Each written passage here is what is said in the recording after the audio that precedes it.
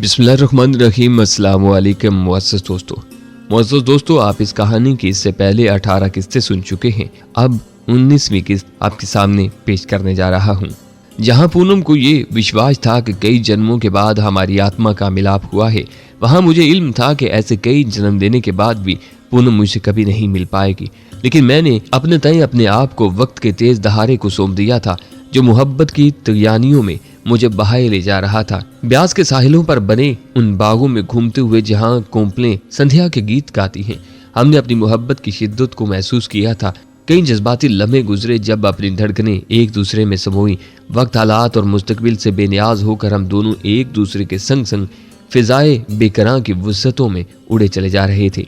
और फिर एक रोज पूनम ने प्रकाश को राखी बांधी तो सुदर्शना ने भी मेरे हाथ में राखी की जंजीर पहनाकर मुझे भाई बहन के मुकद्दस रिश्ते में जकड़कर गोया मुझ पर एक और गिरा लगा दी थी। मुझ पर इन सब लोगों की मोहब्बत की गिरफ्त बढ़ती जा रही थी। हर नई गिरा मेरे फरार को नामुमकिन बनाती जा रही थी। पूनम, प्रकाश, मौसी, माताजी, बाबूजी और अब सुदर्शना, मैं कहां से बचकर निकल सकता था। पिंटू और सालक राम मुझे पूनम सौंप कर कितने मुतमईन थे, उसका अंदाजा कुछ मैं ही लगा सकता था। करीबन 20-25 रोज छुट्टी मनाने के बाद मुझे एक मरतबा फिर मैदान अमल में कूदने का हुक्म मिला।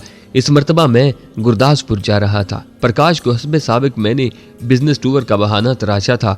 गुरदासपुर और बटाला के दरमियान दरियाए ब्यास के किनारे दुश्मन नई मोर्चाबंदियां तरतीब दे रहा था, जहां इंतहाई अहम नोयत के खतरनाक हथियार नस्ब किए जा रहे थे। मगरबी सरहदों पर भारत का पंजाब में ये पहला दिफाई हिसार था, क्योंकि रावी अबूर करने के बाद ब्यास तक का इलाका मैदानी है और किसी भी तरबियत याफ्ता फौजी के लिए खुली शिकारगाह का काम दे सकता था।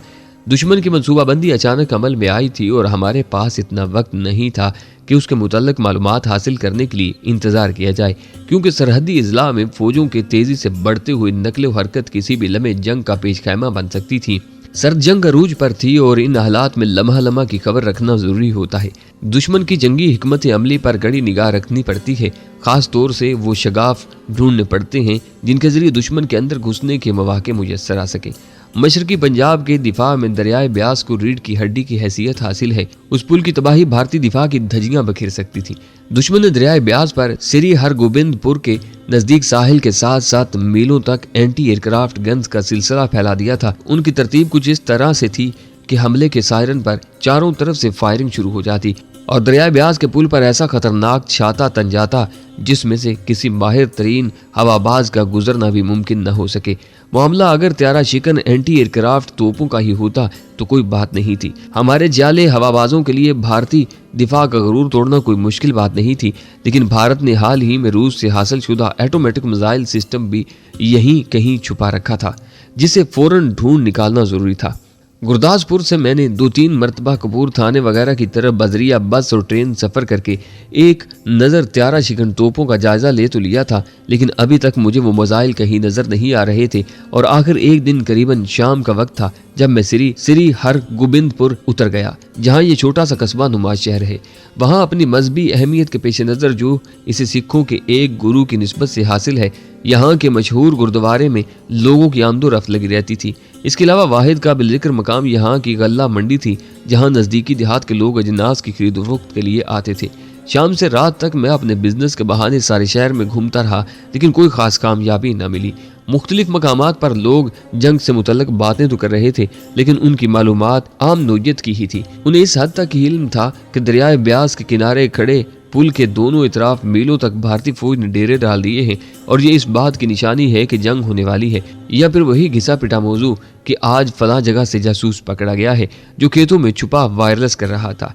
मगर अभी तक मिसाइलों से मुतल्लिक गुफ्तगू सुनने को नहीं मिली थी। रात को मैं नाकाम और नशाद उस गुरुद्वारे में सोने के लिए चला आया, जहां मुझे एक दुकानदार की मेहरबानी से कमरा मिल गया था। बादल नख्वास्ता मुझे पाठ में शिरकत करना पड़ी।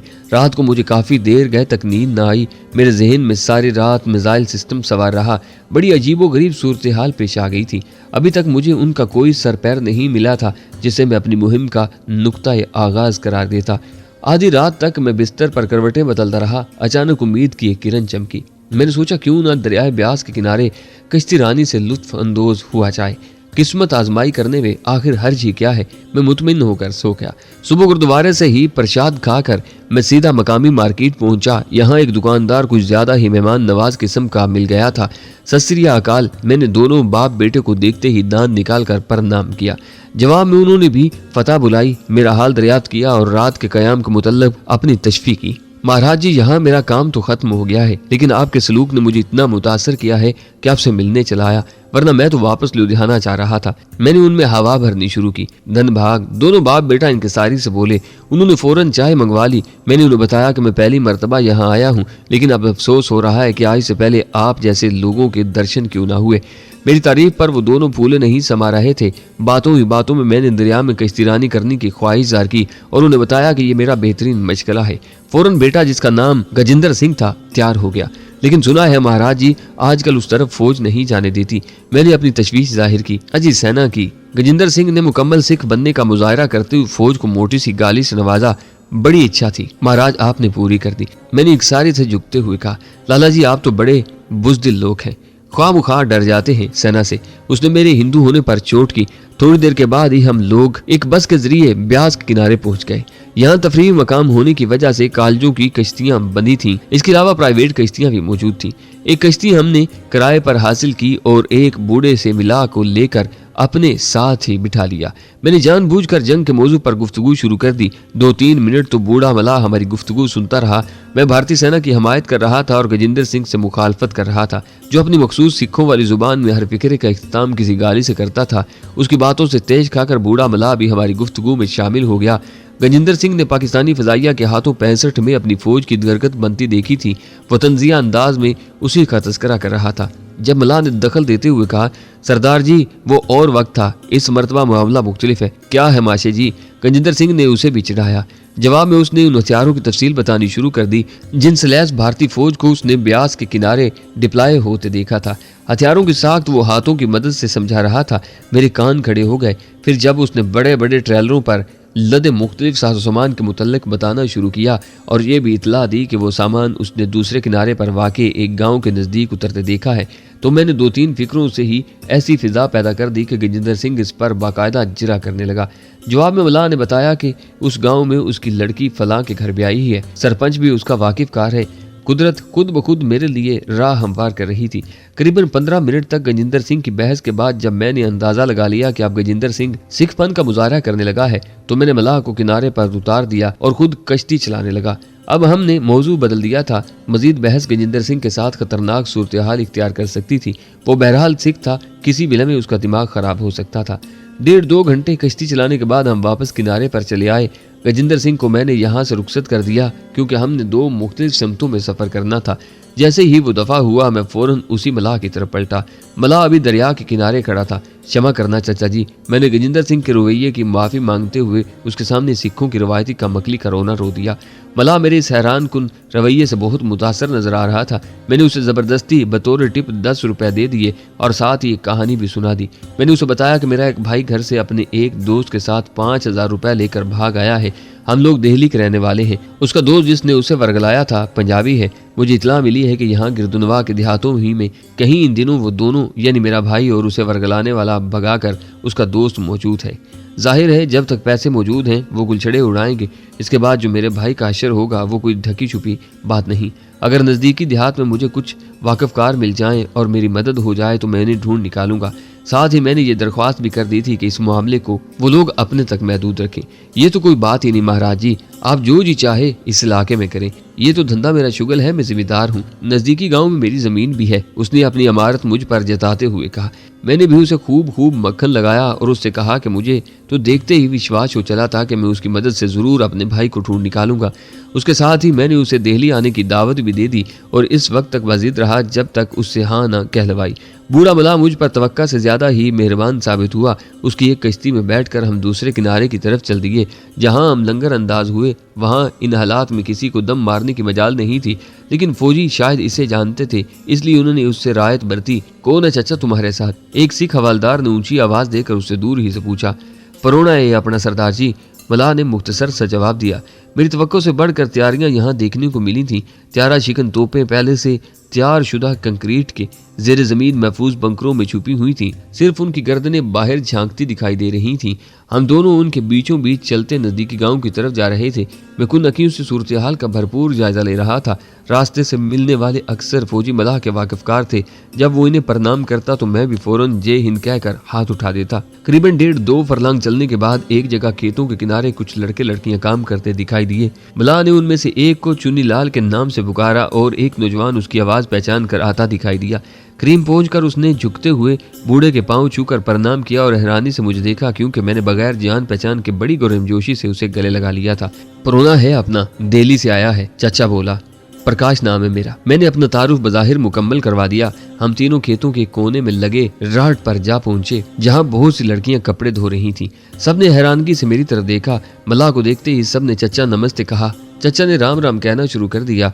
बूढ़ा मलाह सब के सलाम के जवाब में बारी बारी उनके सरों पर शफकत से हाथ फेरता रहा। यहाँ भी उसने मेरा तारुफ बतौरे मेहमान ही करवाया था। सब लड़कियों ने हाथ जोड़कर मुझे भी बारी बारी नमस्ते कहा।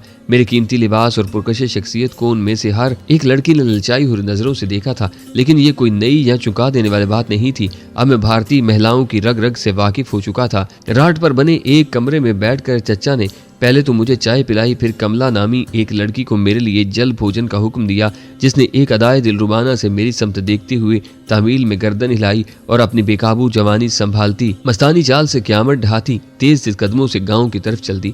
चचा ने चुन्नीलाल को, जो उसका दामाद था, मेरी कहानी सिर्फ इतने से इजाफे के साथ सुना दी थी कि मैं उसके एक दोस्त का बेटा हूँ। शायद उसने अपनी बात में वजन पैदा करने के लिए इजाफा किया था। बहरहाल मुझे इससे खुशी हुई थी। सारे भारत में मैंने अभी तक ऐसा फरमान बरदार दामाद नहीं देखा था जैसा चचा मलाह को नसीब हुआ था। उसकी वजह मेरी समझ में नहीं आई थी। बज़ाहिर तो इसमें कोई जिस्मानी नुक्स नजर नहीं आ रहा था, नए नक्श भी ठीक ही थे। फिर जल्दी ही मुझे समझ आ गई। उसकी धर्मपत्नी कुशलिया सर पर लस्सी का मटका रखे हाथों में रोटियां पकड़े वहां आई थी। अल्लड़ मुठियारों की तरह उसके अंग अंग से नशा फूटता था। उसे देखकर कोई भी उसे शादीशुदा मानने के लिए तैयार नहीं था। इतनी खूबसूरत बेटी पैदा करने पर यकीनन हिंदू मलाह को फख्र करना चाहिए था, और ऐसी देवी के दाम में फंसने वाला उसका दास कैसे न बनता। उसने मुस्कुराते हुए मेरा खैर मकदम किया और कपड़े समेटे बाहर चली गई, जो उसने सुबह से धूप में सुखाने के लिए फैला रखे थे। उनकी मजीद तवज्जो हासिल करने के लिए मैंने भी वहीं खाना खाने की ख्वाहिश की जो कुशलिया चुन्नीलाल के लिए लेकर आई थी, लेकिन चचा ने मुझे शिद्दत से मना कर दिया। वो कोई पुराने दौर का आदमी दिखाई देता था, रवायत की जिसके नज़दीक बड़ी अहमियत थी। चचा थोड़ी देर के बाद मुआजरत करके चला गया, क्योंकि कश्तियाँ अकेली थीं। चुन्नीलाल को उसके जाने के बाद मैंने भगा दिया था। वीर जी आप काम कीजिए, मेरी वजह से मैंने फिक्रा अधूरा छोड़ दिया। यार कुछ अच्छा नहीं लगता। उसने इसकी चाट जाहिर की। मैंने बेतकल्फी का मुजाहरा करते हुए उसे बाजू से पकड़ कर उठा दिया। किसान के लिए वक्त की बड़ी अहमियत है। हम तो शहरी लोग हैं, चाय का कप पीने होटल चले जाएं तो आधा दिन गुजार देते हैं, मैंने हंसते हुए कहा।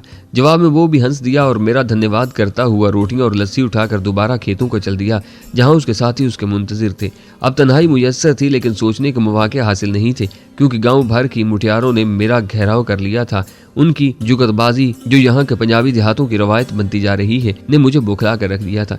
मैं उनके मुख्तलिफ रिमार्क्स के जवाब में मुस्कुराता हुआ इस तरह चल दिया जहाँ कुशलिया कपड़े समेट रही थी। मुझे नज़दीक आते देखकर उसने एक अदाए ख़ास से मुस्कुराते हुए खड़े होकर मुझे खुशामदीद कहा। बहुत खूबसूरत ज़िंदगी है आप लोगों की। मैंने देहाती माहौल पहली बार देखा है। मैंने गुफ्तगू शुरू करने के लिए फ़िक्रा उसकी तरफ उछाल दिया। बस ये ऐसा ही है, अब तो शहरों और देहातों में कोई ज़्यादा फ़र्क बाकी नहीं रहा। उसने ज़मीन पर झुकते हुए कपड़ा उठाकर उसे झटका दिया, जिसने उसके जिस्मानी जावियों को बड़ी खूबसूरत अंदाज से उभार दिया। मेरे दिलो दिमाग में एक छनाका सा हुआ। कुशलिया में बला की जिनसी कशिश थी।